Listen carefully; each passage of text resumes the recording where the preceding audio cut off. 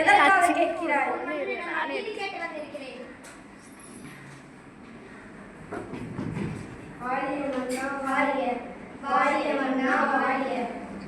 அரசே அரசே, நான் உண்மனை வாயின் முன் அழுத கண்களோடு தலைவி கோலத்துடன் ஒரு பெண் வந்து நிற்கிறாள். அப்படியா? அந்த பெண்ணின் என்ன துயரமோ கேட்டாயா? கேட்டேன் மன்னே, கேட்டேன். அதற்கு உங்களிடம் ஒரு கதை கூற வேண்டும் என்று சொல்கிறார். நீதி கேட்டு வந்திருக்கிறாளா? சரி, அந்த பெண்ணை உள்ளே அனுப்புங்கள். மன்னே, அரசர் உன்னை அழைக்கிறார். இல்ல மோடி போன்ற பெண்ணை அழுத கண்களோட நம்மை காண வந்த காரணம் என்ன? நீ யார்? உனக்கு என்ன வேண்டும்? ஆராயாமல் நீதி வழங்கிய மன்னனே, என்னையா யார் என்று கேட்கிறாய்? சொல்கிறேன் கேள். உலகம் வியக்கும் மன்னம் ஒரு புறாவுக்காக தன் உடலையே தந்த சிபிமகனை பற்றி நீ அறிவாயா? பார், போற்றும் பசுவை மக்கள் தெய்வமென வணங்க அதன் கண்ணை தேர்காலிலிட்டுக் கொண்ட தன் மகனையும் அதே தேர்காலிலிட்டுக் கொண்டானே மனுநீதி சோழன், அவனை பற்றியும் நீ அறிவாயா? பெண்ணே, போதும் நிறுத்து. நான் கேட்ட வினாவிற்கு நீ இன்னும் விடை கூறவில்லை. அதை விட்டுவிட்டு வேற எதையோ கூறிக்கொண்டிருக்கிறாய்.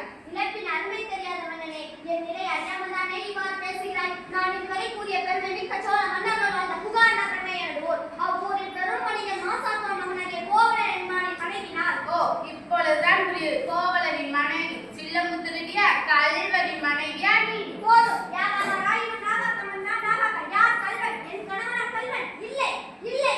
கல்வனை தமிழகத்தில் நீதி கொல்லாமல் விடாது உனக்கு தெரியாதா?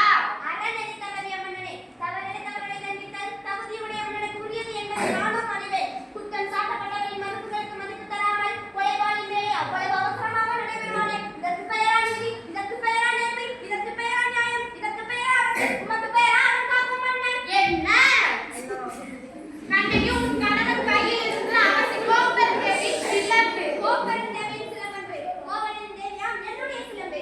அதற்கு ஆதாரம்? ஆதாரம் இதோ இந்த சிலம்பு. இதற்கு இணையான மற்றொரு சிலம்பை தான் என் மனவாளன் இருக்க வந்தால் பாவிகளை அவரை கொன்று குவித்து விட்டார்கள்.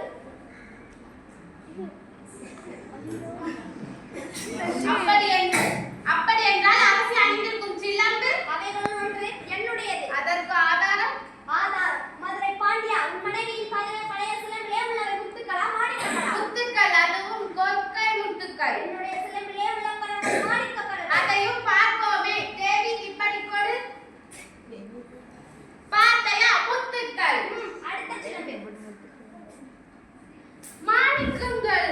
மாணிக்கங்கள் இல்லை பாண்டியா, மாணிக்கங்கள் இல்லை.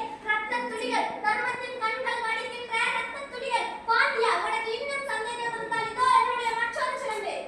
மாணிக்கங்கள். அமைச்சர்களே, அரும்பெரும் சான்றோர்களே, இதற்கு என்ன பதில்? தலை தொங்கி விட்டதா? நீதி கலந்து விட்டதா? வாய் அடைத்து விட்டதா? நெடுஞ்செழிய பாண்டியனாராம் வர்றாம் திர்றாம் அனைத்தும் மண்ணோடு மண்ணாக கலந்து விட்டதா?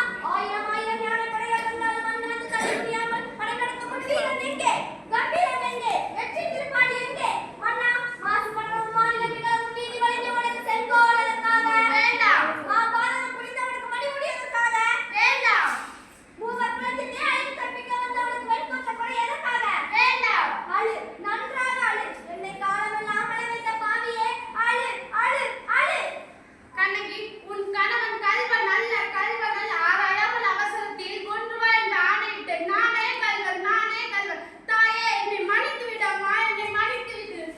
அரசே அரசே, ஐயோ ஐயோ, அரசே, நீதி தவறிய நம் அனைவரும் உங்கள் மீது அரசே அரசே. அழியட்டும், ஒழியட்டும், எல்லாம் ஒழியட்டும். என் நெஞ்சில் மூண்ட நெருப்பே, நீதி தவறிய இந்த மதுரையை அழித்து விடு, அழித்து